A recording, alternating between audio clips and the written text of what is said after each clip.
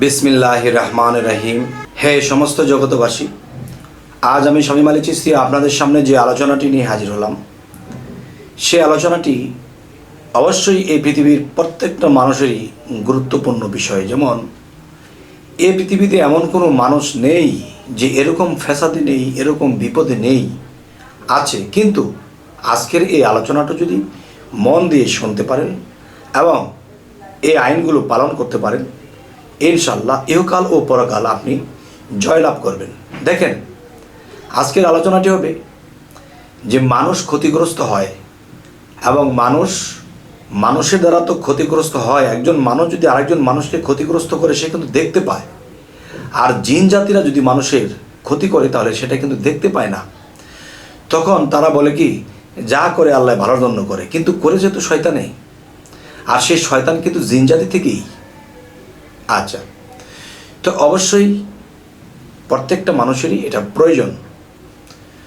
আচ্ছা, এখন যে আলোচনাটি দেখেন, একজন মানুষ বহুদিন ধরে চেষ্টা করে এই কাজটা হাত দিয়েছে, খুব আশা রেখে হাত দিয়েছে যে এটা করলে আমি সাফল্য হবই, কিন্তু সে এখানে মার খেয়ে গেছে। আরেকটা কাজ একেবারে হয়ে গেছে, হওয়ার পথে গিয়ে হয়ে গেছে, সেখান থেকে সে মার খেয়ে গেল। তখন এত টাকা পয়সা, এত শ্রম, এত কিছু করলো, মার খেয়ে গেল।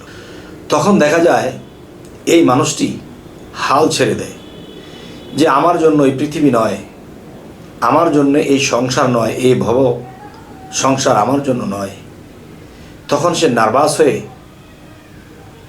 চিৎ পাটাং হয়ে পড়ে থাকে, কারো কথা তার কানে নেয় না, কোনো কিছু করতে সে তার ভালো লাগে না। তবে আমি বলবো, মানুষের মধ্যে যেরকম জাদুকর আছে, ঠিক জিনেদের মধ্যেও জাদুকর আছে। কোনো মানুষ যদি জাদু করে আপনাকে নষ্ট করে, তাহলে কিন্তু যেভাবে হোক আপনি আপনার জানতে পেরেছেন, তখন আপনার জাদুগ্রস্ত থেকে আপনি মুক্ত হওয়ার একটা পথ বের করেছেন। কবিরাজ, ফকির, ওজা যাই কিছু একটা ধরেছেন, মুক্ত হয়েছেন। কিন্তু জিন জাতিরা যদি আপনাকে জাদু করে, তাহলে আপনি এখান থেকে রক্ষা পাবেন কি করে? তাকে তো দেখেন না, তার নাম জানেন না, তার কোনো কিছু আপনি চেনেন না, জানেন না। তাহলে তাদের জাদুর কবল থেকে বাঁচতে হলে আপনি কি করবেন? কারণ আপনার হওয়া কাজটা হইল না। আপনারা এত ইনভেস্ট করেছেন, এত আশা রেখেছেন, বাসা ভেঙে গেল এক নিমেষে। তখন কিন্তু দুনিয়াটা আপনার জন্য একটা বেতৃষ্ণা অবস্থায় হয়ে ওঠে।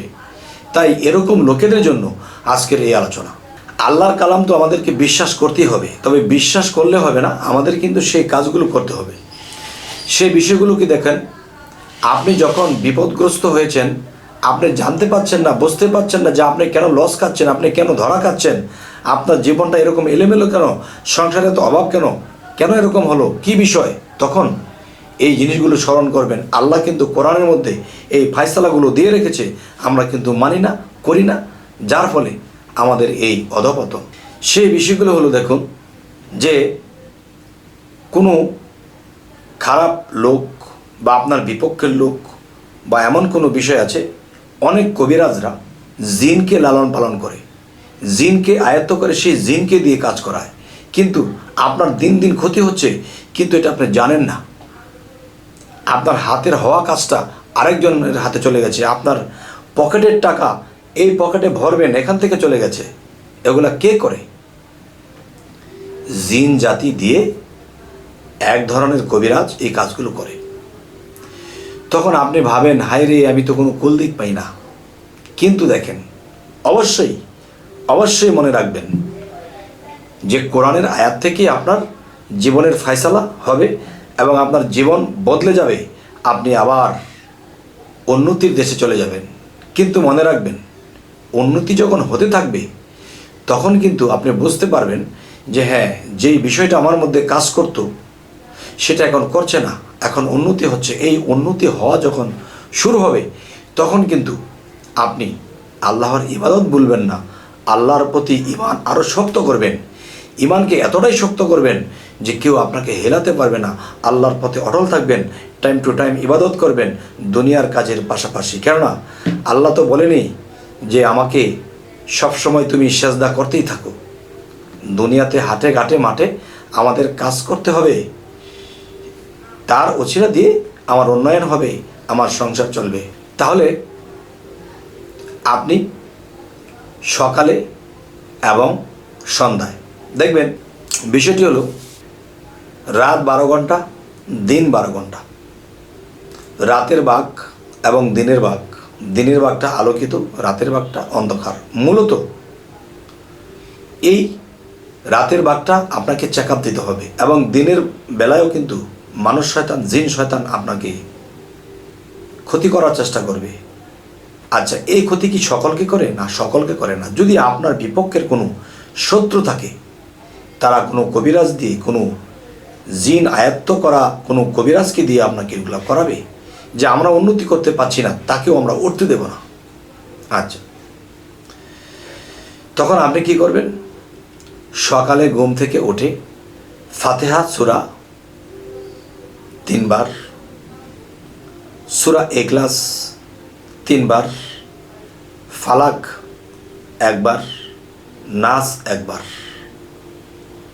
পাঠ করে নিজের বুকে ফু দেবেন এবং আল্লাহকে সিজদা দেবেন। তখন এটা কি হলো?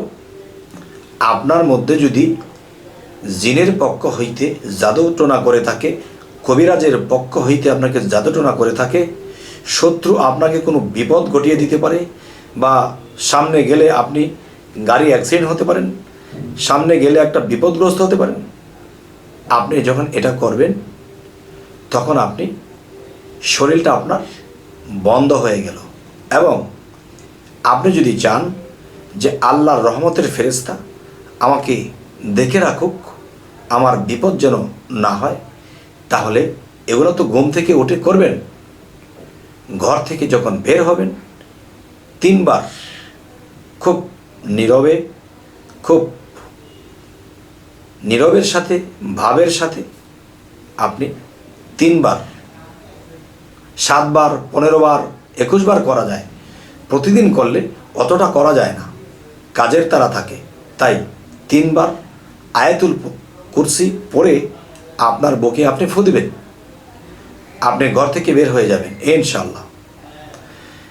আপনি ঘর থেকে যখন বের হলেন, আপনার মধ্যে যদি কোনো জাদুটোনার প্রভাব থাকে সেটা নষ্ট হয়ে যাবে। এবং আপনি যে আয়াতুল কুরসি পড়ে বের হলেন, সকালে বের হয়ে যান, সন্ধ্যা পর্যন্ত আপনি নিরাপদ। এবং যখন সূর্যটা ডুবে যাবে তখন কিন্তু আপনার এটা ডেট ফেল হয়ে গেছে। এখন কি করতে হবে? সূর্য ডোবার সাথে সাথে আপনি এই সূরাগুলো আবার পাঠ করবেন। 3 বার ফাতিহা, 3 বার ইখলাস, 1 বার ফালাক, 1 বার নাস। আপনি যে গন্তব্যই থাকেন সেখান থেকে যখন বাড়িতে ফিরবেন তখন আপনি আবার যখন ওইখান থেকে রওনা বাড়ির দিকে দেবেন তখন আবার আয়াতুল কুরসি পাঠ করবেন। আয়াতুল কুরসি পাঠ করে বুকে ফু দেবেন। এরপর আপনি আল্লাহর নাম নিয়ে হাঁটা শুরু করবেন বা গাড়িতে আসবেন, যেভাবে আসেন। তখন যতক্ষণ পর্যন্ত আপনি বাড়িতে না আসছেন ততক্ষণ পর্যন্ত রহমতের ফেরেশতারা আপনাকে দেখে রাখবে। সুবহানাল্লাহ। আমরা পৃথিবীতে যদি এই জিনিসগুলো বেছে চলি, বুঝে চলি, আইনগুলো পালন করে চলি, আমরা কিন্তু পদে পদে বিপদে পড়ব না, আমাদের আয় উন্নতি নষ্ট হবে না। আচ্ছা, তাহলে আপনারা অবশ্যই আমাকে জানাবেন, এই যে আজকের আলোচনাটা আপনাদের সাথে করলাম, এই আলোচনাটা আমার কথা নয়। যদি আমরা হাদিস গ্রন্থের দিকে যাই এই কথাগুলো পাই, এবং আল্লাহর কালামের যে একটা শক্তি, এই শক্তিতে আল্লাহ আপনাকে অবশ্যই রক্ষা করবে। আচ্ছা, তাহলে অবশ্যই আমাদের এই আলোচনা শুনে আপনাদের কেমন লাগলো? যে আপনাদের উপকার হবে, ভালো কিছু হবে, এরকম কি বিশ্বাস রাখেন? যদি বিশ্বাস থাকে তাহলে করবেন। আর কতটুকু বিশ্বাস আপনার হলো অবশ্যই আমাকে কমেন্টে জানাবেন, এবং সামনে কী ধরনের আলোচনা চাইছেন এটাও জানাবেন, এবং আমাদের চ্যানেলটিকে সাবস্ক্রাইব করে রাখবেন, পরবর্তীতে ভালো আলোচনা যেন দিতে পারি। তো সকলেই ভালো থাকবেন, আল্লাহ হাফিজ।